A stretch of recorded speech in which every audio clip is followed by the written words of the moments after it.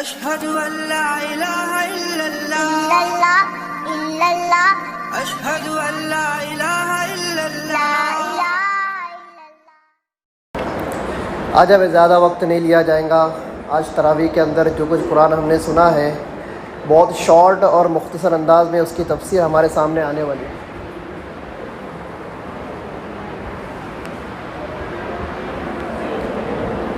آج اب آگے آ جائے.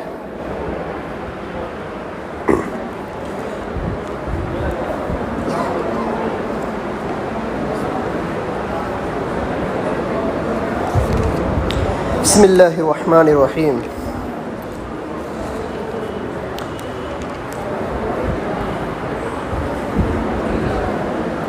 آج کی تراویح کے اندر 1.25 پارہ پڑھا گیا. دوسرا پارہ پون اور تیسرا پارہ آدھا، یعنی کہ مکمل 2.5 پارے آج مکمل ہوئے ہیں. دوسرا پارہ ہے سورہ بقرہ ہے اور 7واں رکوع ہے.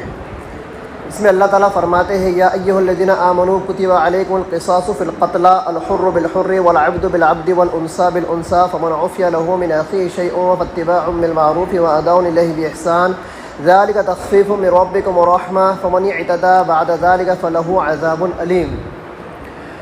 اللہ تبارک و تعالیٰ اس آیت کے اندر ایک بہت بڑا اسلام کا قانون اور لا ہم کو بتا رہے ہیں. وہ لا یہ ہے کہ اگر کسی نے کسی کو قتل کر دیا تو اس کی سزا کیا ہے.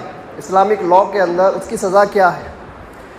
تو صاف الفاظ میں اللہ تعالیٰ نے بیان کر دیا کہ ہم نے تمہارے اوپر قصاص کو لازم اور واجب کر دیا، فرض کر دیا.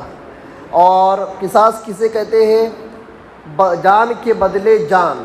کسی نے کسی کی جان کو جان بوجھ کر قتل کر دیا اور ایسے ہتھیار سے قتل کیا جس سے عموماً گوشت پھاڑا جاتا ہے اور جس سے خون بہتا ہے.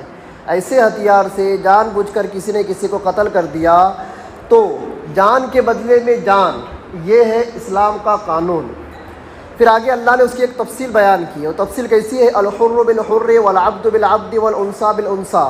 اگر کسی نے کسی آزاد آدمی کو مارا تو بدلے میں آزاد آدمی کو سزا دی جائے گی، قتل کیا جائے گا. اگر کسی نے کسی کے غلام کو مارا تو بدلے میں اس کے غلام کو مارا جائے گا. اور اگر کسی عورت نے کسی عورت کو ماری تو بدلے میں اس کی عورت کو مارا جائے گا. مطلب قاتل اگر مقتول اگر عورت ہے، مارنے والی بھی اگر عورت ہے تو اس کے خاندان سے بھی ایک عورت کو مارا جائے گا. یہ اللہ نے قانون بیان کر دیا.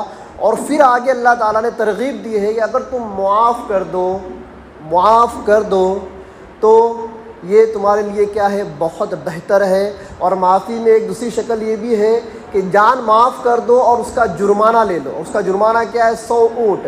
ایک بندے کو اگر کوئی قتل کر دے تو اس کے بدلے میں، آزاد کے بدلے میں 100 اونٹ اس کی دیت ہوتی ہے، جرمانہ ہوتی ہے. یہ تفصیل اللہ نے کیوں بیان کی؟ اس کے پیچھے ایک واقعہ ہے. اس کا شان نزول یہ ہے کہ اللہ کے نبی نے جب دعوت تبلیغ کا کام شروع کیا تو 2 بڑے خاندان اسلام کے اندر داخل ہوئے. اب وہ 2 خاندانوں کی آپس کے اندر مدبیڑ تھی. آپس میں کیا تھے؟ ان کے جھگڑے تھے. اب اس میں کہ ایک خاندان نے، ایک قبیلے نے دوسرے قبیلے کے کئی مردوں کو، عورتوں کو جھگڑے کے اندر مار دیا تھا، ختم کر دیا تھا. ہم تو جانتے ہیں عربوں کا جھگڑا تو بہت مشہور ہے. اب یہ دونوں اسلام میں آئے، ایک پلیٹ فارم پر آ گئے. اب ماننا کس کی ہے؟ محمد صلی اللہ علیہ وسلم کی. پر یہ دونوں جب انہوں نے اسلام قبول کیا تو اس نے بھی اسلام قبول کیا. تو اب ان دونوں کو آپس میں رہنا، ایک صف کے اندر نماز پڑھنا، ایک پلیٹ میں کھانا مشکل ہو رہا ہے. کیوں؟ کہ سامنے والا قبیلہ ہمارے لوگوں کا قاتل ہے. تو یہ ایک قبیلے نے دوسرے قبیلے کے اوپر ایک مطالبہ کیا، مقدمہ کیا اللہ کے نبی کے پاس کہ ان قبیلے والوں نے ہمارے قبیلے کے کچھ مردوں کو، کچھ عورتوں کو، غلاموں کو قتل کیا، تو ہم اس وقت پر ان سے معاہدہ کریں گے، صلح کریں گے، کمپرمائز کریں گے کہ ہمارے غلام کے بدلے میں ان کا آزاد مرد اور ہماری عورت کے بدلے میں ان کا آزاد مرد کیا کیا جائے؟ قصاص کے اندر قتل کیا جائے. تو ہم ان سے مصالحت کریں گے، کمپرمائز کریں گے. اللہ کے نبی پریشان، کیا کیا جائے؟ اللہ نے حکم نازل کیا، یہ زیادتی ہے. یہ کیا ہے؟ زیادتی ہے. اگر تمہارا ایک آزاد مرد مرا ہے تو ادھر سے آزاد ایک مرد کو مارا جائے گا. تمہارا غلام مرا ہے تو غلام کے بدلے میں غلام کا قتل کیا جائے گا. عورت مری ہے تو عورت کے بدلے میں عورت کا قتل کیا جائے گا. تم یہ جو زیادتی کر رہے ہو نا، ہمارا غلام مرا ہے تو تمہارا آزاد مارا جائے گا. یہ زیادتی ہمیں قبول نہیں. اللہ نے یہ قانون بیان کر دیا.